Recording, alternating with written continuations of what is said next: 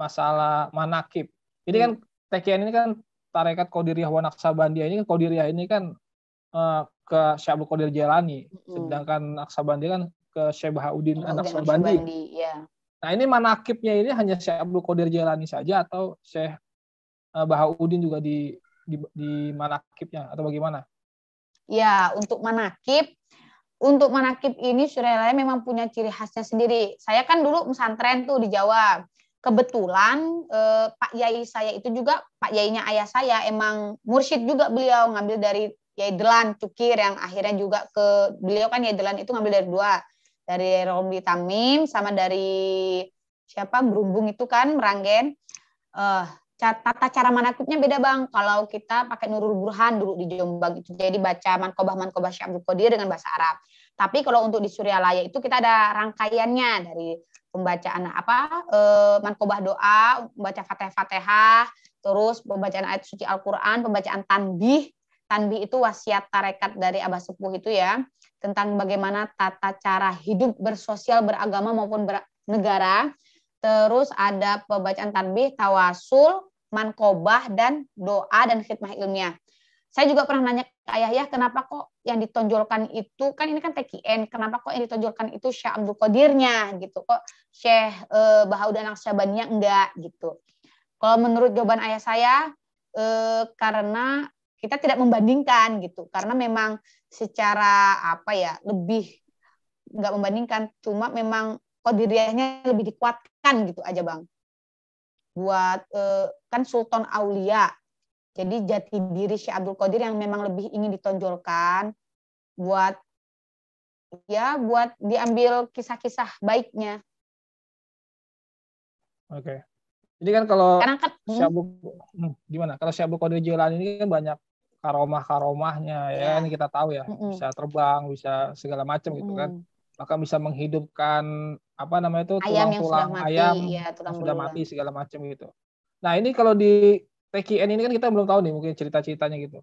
Ada tidak yang mungkin yang tidak off the record itu ya, bisa melakukan hal-hal keajaiban gitu dari mursyid-mursyid Thariqah atau bahkan wakil-wakil talqin ini? Atau itu bukan tujuan? Kalau itu bukan tujuan tapi ada sisi itunya ya. Yeah. Kalau karomah, namanya karomah itu kayak mukjizat Bang, hanya terjadi sekali dan itu nggak terulang-ulang. Kayak Nabi Isa hidupinnya cuma itu saat itu doang dalam keadaan tertentu gitu ya. Kalau untuk karomah Abah Sepuh Abah Anom itu tentunya semua muridnya pasti punya kisah masing-masing gitu Bang. Banyak kisahnya Bang, tergantung siapa. Cuma kadang kalau karomah Abah itu kan lebih bersifat spiritual ya. Jadi seharusnya itu tidak diomongkan gitu. Jadi itu biar menjadi pengalaman rohani masing-masing orang. Soalnya apa Bang, kalau kita menceritakan hal-hal kayak gitu kepada umum, orang akan sulit untuk menerima dan dikira itu dusta belaka gitu kan. Tapi benar sih Bang, saya pernah nyoba. Bukan pernah nyoba, sebenarnya ini nggak sopan sih, cuma bukan nantang, darurat. Jadi dulu itu pernah ketika pesantren, tiba-tiba saya ujian nih Bang, kelas 4, muin, namanya saya dulu nggak punya background agama, suruh yainya ini kan mursyid Gusmin ini, hari ini ujian baca kitab gundul, terserah saya, pokoknya saya buka itu yang kamu baca. Ya Allah, dari kitab itu saya suruh baca, kan bingung baca halaman berapa, nggak ada persiapan sama sekali. Abah tolong gitu, tulungan gitu. Saya hanya baca 5 baris, buka, ketika maju, lah kok itu tangan Mbah Yai itu buka, seret, kalau suruh baca dari paragraf itu. Aduh, itu rasanya benar-benar, rasanya itu kalau yakin deh Bang, kalau itu benar-benar guru itu hadir gitu menjawab doa. Halamannya persis, barisnya persis gitu Bang. Banyak karomah guru itu yang muridnya rasakan dalam keadaan darurat, yang sembuh dari penyakit yang nggak mungkin sembuh. Ada nih Tante Ira, orang Bandung. Beliau itu terkena sakit anemia kanker darah. Divonis dokter hanya 2 tahun masa hidup. Itu dari tahun berapa ya? 2010. Sampai sekarang masih hidup. Udah sembuh gitu. Ya kayak gitu-gitu kan hal di luar nalar gitu. Mau percaya nggak percaya gitu kan Bang. Cuma memang kalau kita belajar lagi filsafatnya yang ditulis Prof. Ahmad Tafsir Bandung itu kan memang ada ilmu itu nggak hanya sains, nggak hanya ilmu pengetahuan yang kita, tapi juga ada nama ilmu mistik. Nah, ilmu mistik itu nggak ada labnya, nggak bisa dibuktikan gitu kan, tapi memang ada gitu. Nah terus kan saya juga pernah dengar ya, seorang mursyid itu katanya membimbing itu bukan hanya di dunia, maksudnya bukan hanya di dunia sampai ke akhirat, bahkan walaupun mursyid itu sudah wafat, sudah meninggal di alam barzah gitu misalnya gitu ya, itu masih bisa membimbing siapapun yang ada, murid-muridnya di seluruh dunia gitu, bisa lebih cepat hadir, membimbing ketika sakratul maut atau ketika lagi sekarat, membimbing gitu. Nah itu bagaimana itu? Kalau untuk sekarat, kan memang syarat mursyid salah satunya itu bisa membimbing muridnya ketika sakaratul maut. Masalahnya saya belum pernah sakaratul maut. Ya, kan ada cerita-cerita. Ya, cerita-ceritanya. Nah, kalau ada ceritanya kan orangnya udah mati, Bang. Gimana ngomong sama saya gitu. Jadi kalau saya ngomong itu terlalu membual lah. Cuma kalau dalam tarekat itu kita ada namanya robitoh, menghadirkan ruh guru. Jadi ketika kita robitoh itu menghadirkan ruh guru itu ya secara nggak langsung ruh dia yang hadir gitu.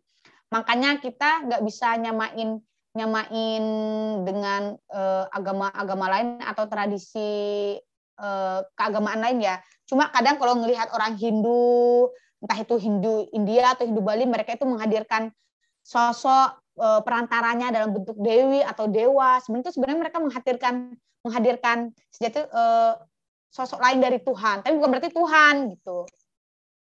Sosok cuci lah. Apa tadi nama istilahnya apa tadi? Robitoh. Ya, Robitoh.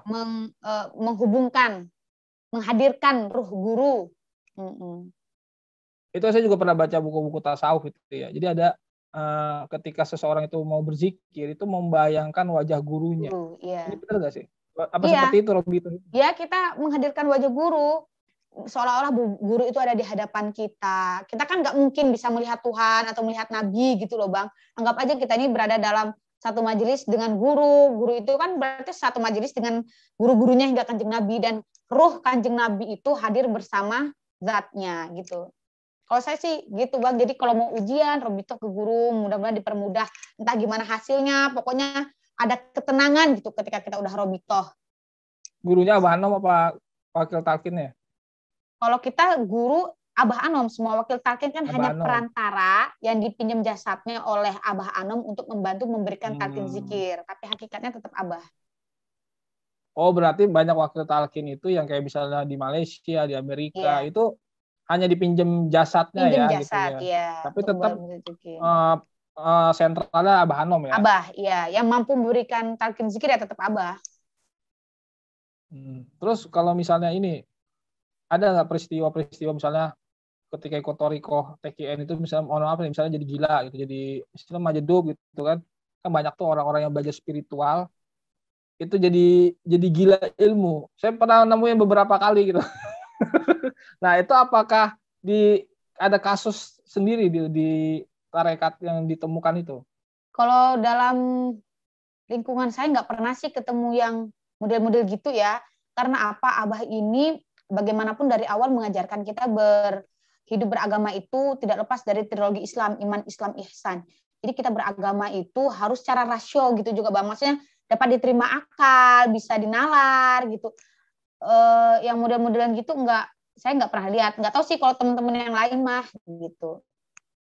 Cuma kalau ada yang mulai aneh-aneh, kalaupun ada yang model aneh-aneh, mungkin saya lihat-lihat lagi ini sebenarnya orang ini seriusan gitu dibuat-buat, apalagi stres atau lagi frustasi gitu. Soalnya gini Bang, dalam beberapa proses talqin zikir itu ada kalimat-kalimat yang diucapkan oleh para wakilnya, kayak ceramah gitu ya, di mana itu memang menyentuh hal-hal sensitif, misalkan mengingat tentang dosa, mengingat tentang kesalahan-kesalahan. Nah, dalam pas kita di talqin itu kan hikmat, ketika disampaikan kalimat-kalimat yang kalau kasarnya trigger lah kata orang-orang psikolog tuh ya otomatis orang akan menangis, kayak marah sampai mencelat tadi itu Bang, karena ke-trigger lah istilahnya itu kan. Luka-luka batinnya tadi.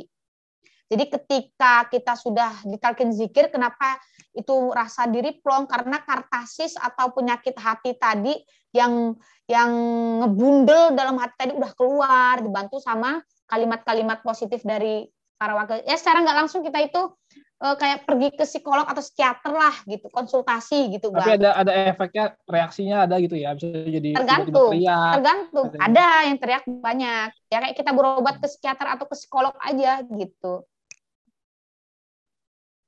Nah, terus masalah ini di masa ada kiai itu kan bilang di Jakarta nih ya, TKN Jakarta itu kan ada 40 hari itu loh. Apa namanya istilahnya itu? Follow 40 hari. Riyadhah, kalau di Sumatera Barat kan juga ada tuh di Syataria segala macam itu. Ya itu ada 40 hari. Nah itu harus 40 hari apa bisa korting 10 hari, 3 hari gitu, nggak bisa, harus 40 hari. Itu kan tiap tarekat beda-beda. Nah kalau untuk di Suryalaya, makanya tadi ada yang harian, ada mingguan, ada yang bulanan, ada yang sepanjang masa. Sebenarnya yang diberikan Abah Anom itu yang dari bangun tidur jam 2 itu, ada yang diberikan 40 hari gitu kan Bang, untuk konsisten. Tapi kalau bisa itu adalah pengalaman yang dilakukan setiap hari seumur hidup.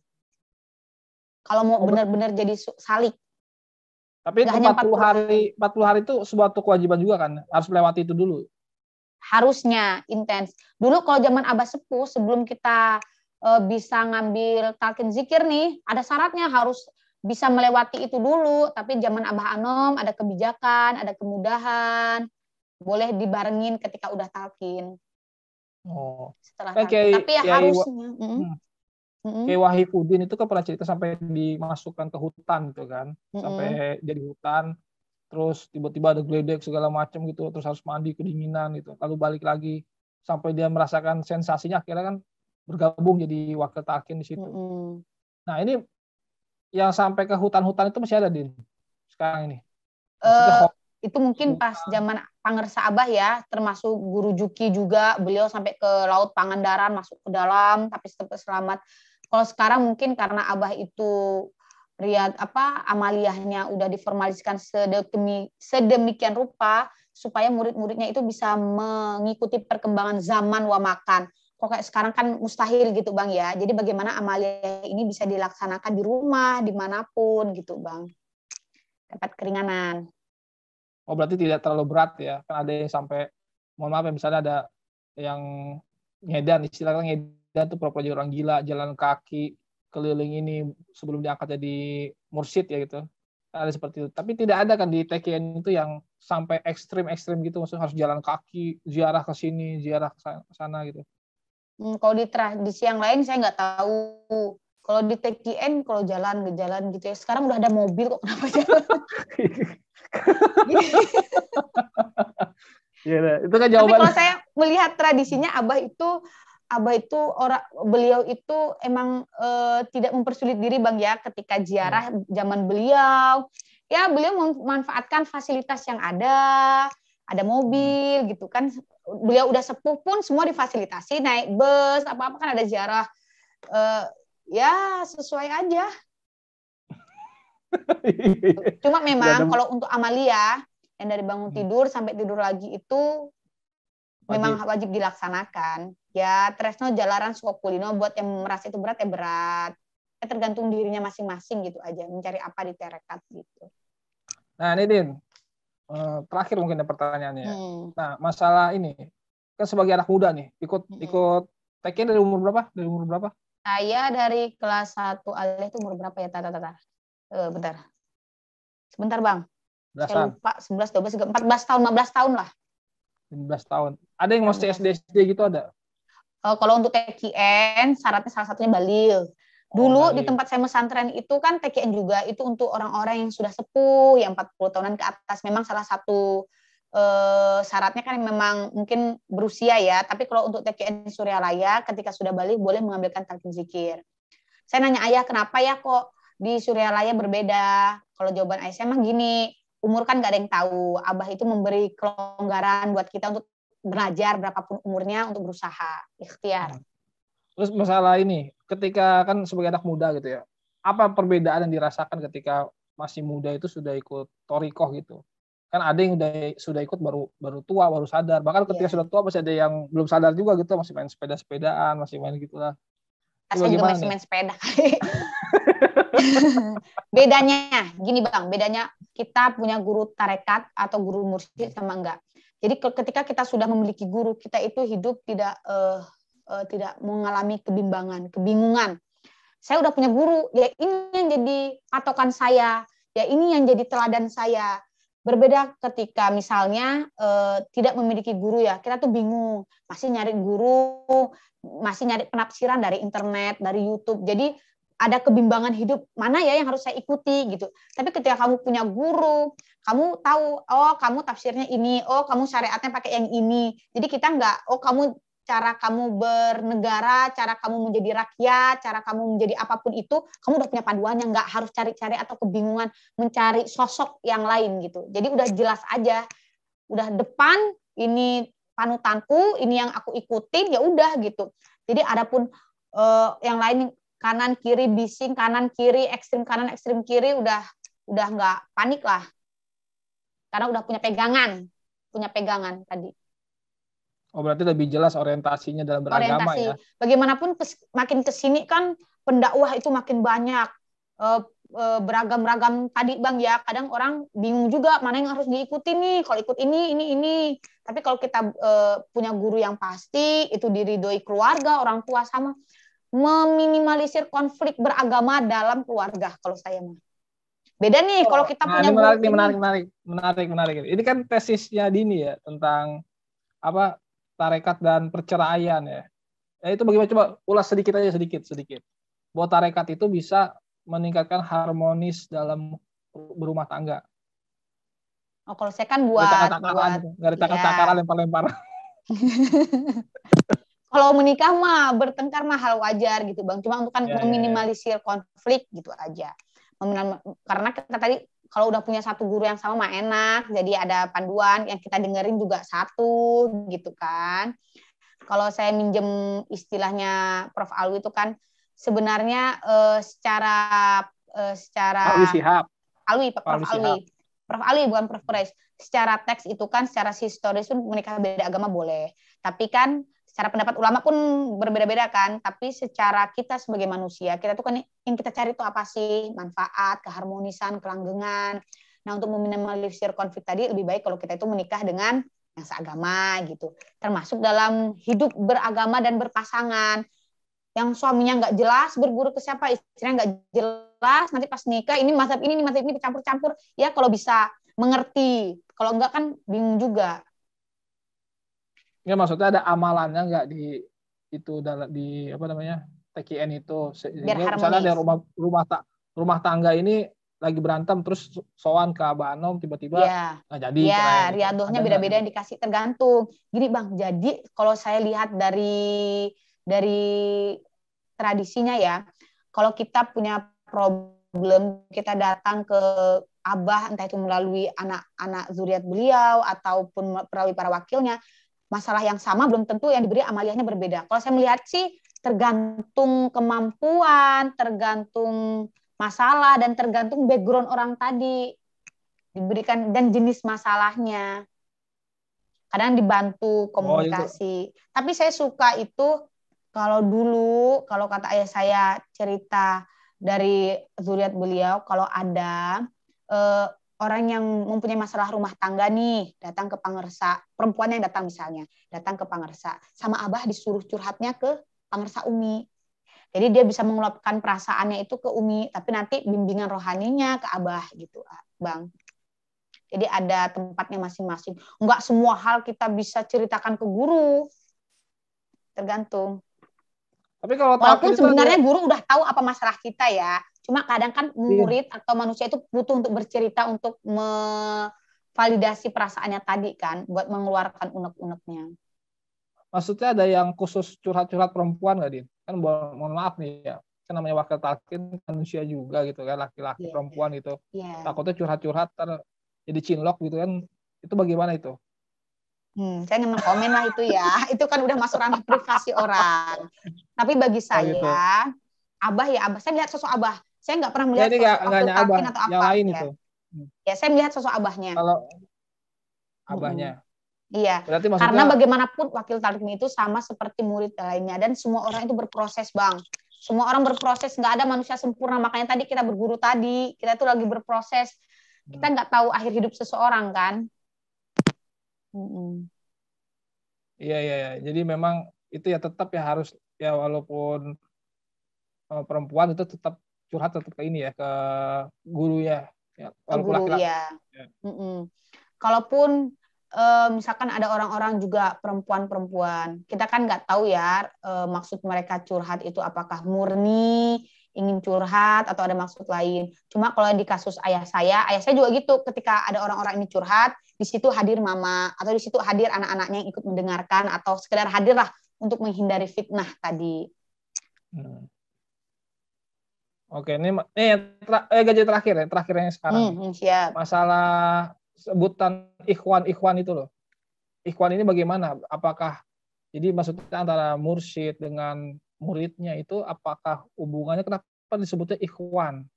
Bukan guru dan murid gitu. Guru murid. Ya sejatinya kalau secara struktural birokrasi harusnya nggak ada istilah ikhwan ya. Tapi ada istilahnya guru, murid, mursyid, murid gitu ya. Cuma kan seperti halnya Kanjeng Nabi untuk membuat hubungan yang nyaman, maka dia pun Kanjeng Nabi pun ke para teman muridnya pun disebut sahabat gitu ya Bang. Begitu juga pangersa abah, nyebutnya ikhwan dan akhwat.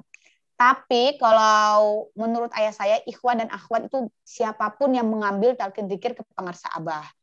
Ikhwan belum tentu murid, ikhwan akhwat belum tentu murid. Adapun murid adalah mereka yang bersungguh-sungguh mengamalkan ajaran abah. Itu namanya murid. Karena nggak semua ikhwan juga mengamalkan benar-benar kan. Ada yang sekedar ikut-ikutan, belang benteng. Ya tadi, murid, kalau menurut saya murid sudah pasti ikhwan, tapi ikhwan belum tentu murid. Nah, berarti sebelum mereka talqin itu harus belajar dulu ya, ngaji dulu apa langsung boleh talqin gitu? Bagaimana? Langsung boleh talqin. Kalau zaman Abah Sepuh harus belajar syariat tuntas ya. Kalau zaman Abah Anom boleh langsung talqin. Nah, kalau misalnya ada yang mau keluar gitu, misalnya saya mau ini aja deh biar sakti, kayaknya di TKN nggak sakti gitu kan, ada kan yang seperti itu misalnya. Ketika dia ingin keluar itu harus izin dulu gitu, izin dulu atau bagaimana? Ya itu kalau saya lihat nggak tahu ya, kalau ada yang mau keluar ya itu masing-masing. Cuma kalau saya mah patokannya sama literatur yang ada dalam tasawuf Bang ya harus izin. Cuma kan kita bertarekat emangnya pengen sakti, kita mah pengen selamat kali. Ya, saya pernah dengar ceritanya Kiai Wahyudin itu kan ada yang ingin keluar, katanya saya mau belajar sama Syekh yang di sana, katanya sudah bisa ilmu kebal, bisa ngelempar orang gitu. Nah, ketika dia ingin belajar dengan guru yang barunya, itu ilmunya nggak bisa masuk, karena masih ada talqin zikir yang dari yang masih dari Suryalaya itu. Akhirnya harus dicabut dulu katanya. Baru boleh belajar. Akhirnya nggak jadi dia. Iya. Kembali ke diri masing-masing apa tujuan dia join dalam satu tarekat. Kalau saya mah dulu kata memang biar pengen ini bisa gini, bisa punya kekebalan gitu. Kita punya guru itu kata ayah itu udah segala-galanya. Apapun yang kamu nggak usah pakai gitu-gitu pun udah selamat gitu. Nggak harus punya kekuatan gitu udah selamat. Amin bismillah gitu. Iya. Sekarang mah Bang, mau terbang nggak ada pesawat terbang ya. Kalau kita sekarang bilang aku bisa terbang, yang ada kita disangkain orang gila. Iya. Kita tuh beragama secara rasional aja dah, tapi nggak menghilangkan nilai-nilai atau teks-teks yang ada. Oke Din, makasih Din ya. Siap, sama-sama Bang. Terima kasih atas waktu dan ilmunya yang sudah diberikan oleh Asfiah Qosdini. Radhiyallahu anhum. Radhiyallahu anhum. Itu nama panjangnya ya. Iya, Asfiah Qosdini radhiyallahu anhum. Beliau adalah seorang pengikut dari Thariqah Qadiriyah wa Naqsabandiyah. Juga alumni S2 UIN Syarif Hidayatullah Jakarta. Sekarang lagi S3 ya? Iya, belum kelar-kelar. Ya nggak apa-apa lah. Mudah-mudahan segera kelar ya. Amin. Disertasinya segera diselesaikan. Semoga bisa memberikan manfaat untuk umat ya, bangsa dan negara. Niatkan disertasi itu selesai untuk amal ibadah kita. Amin. Jangan cuma niat buat lulus doang. Ya, siap. Terima kasih, Din. Sama-sama Bang. Yuk. Ya, jangan lupa like, share, comment, and subscribe channel Dialektik TV. Wassalamualaikum warahmatullahi wabarakatuh. Waalaikumsalam warahmatullahi wabarakatuh.